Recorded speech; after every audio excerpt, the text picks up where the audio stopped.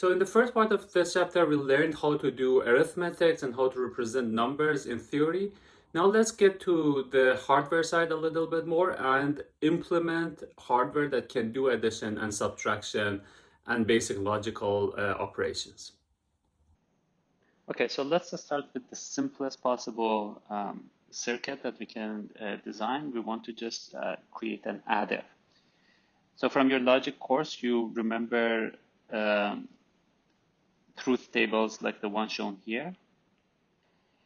We have two inputs, each of them 1 bit, A and B.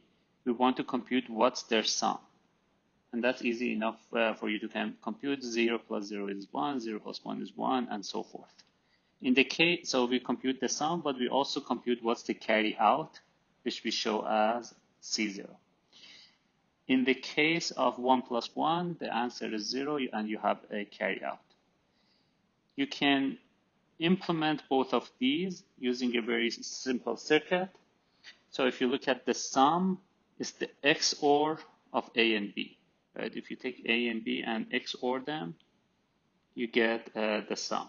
Right? Because sum is only 1 when 1, but not both of A and B are set. Okay, so that's what we draw here. You have an XOR of A and B. And then for carry out, it's 1 if both A and B are 1, so we draw this. This little circuit here is called a 1-bit half adder. Why do we call it half adder?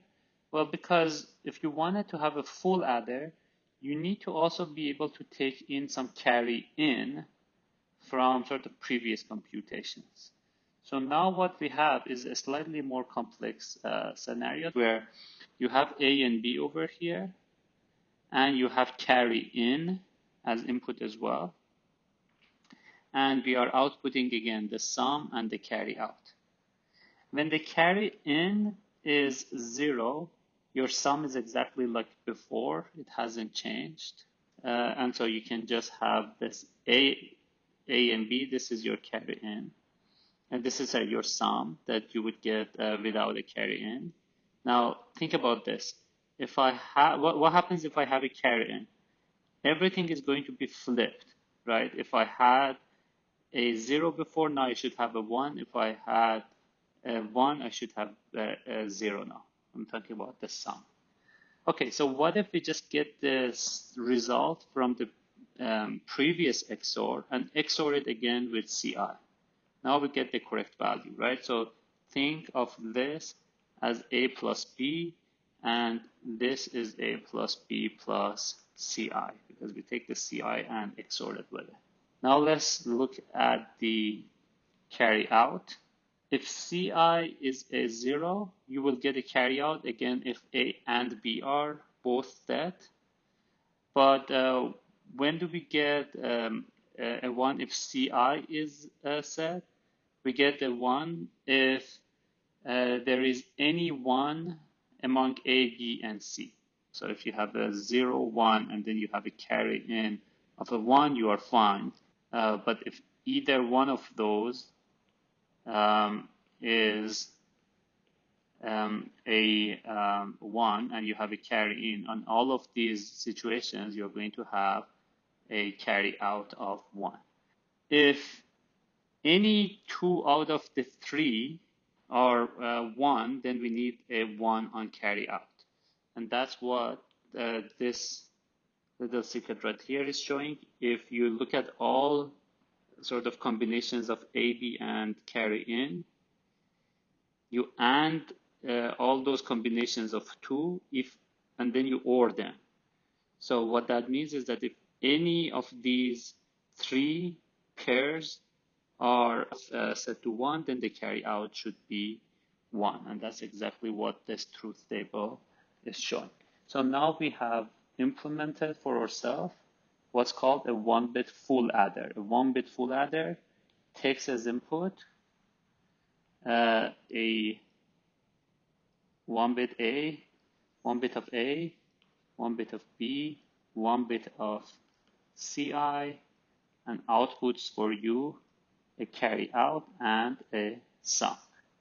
Now, if you have a 1-bit full adder and you want to build a 64-bit full adder, then you can just put together a bunch of these, right? So you start with full adder, but we could have used also a half adder because there is no carry in. And then we just connect the carry out of the first bit to the carry in of the second bit. Carry out of the second bit to the carry in of the third bit, and so forth. The very last carry out is going to be the sort of carry out from the entire sum. And to each of them, the input is going to be the corresponding bits.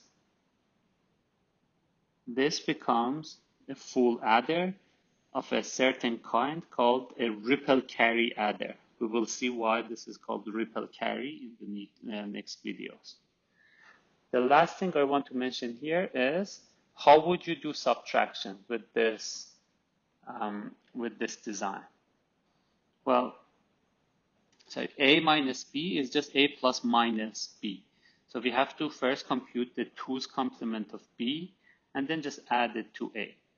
But what is 2's complement? 2's complement is just the, you have to apply a not, right? So you have to complement each bit. That's what all these little things are doing for us. So now we have the complement of every bit from B, and we have to also add 1. How do we add 1? Well, we can just use the carry in of the very first bit and set it to 1. If we set this carry in to 1, that becomes the plus 1 that we need for 2's complement. And then we can just let the adder do the normal add, and it will in fact do the subtraction. So this little design that we have here can do addition and subtraction. If we wanted to do only addition, note that you could have taken this one and you could have replaced it with a half adder, because you would never need carry in if you want to only do additions. The reason we used a full adder there is because we wanted to sort of have the same with the same hardware, we wanted to be able to do both additions and subtractions.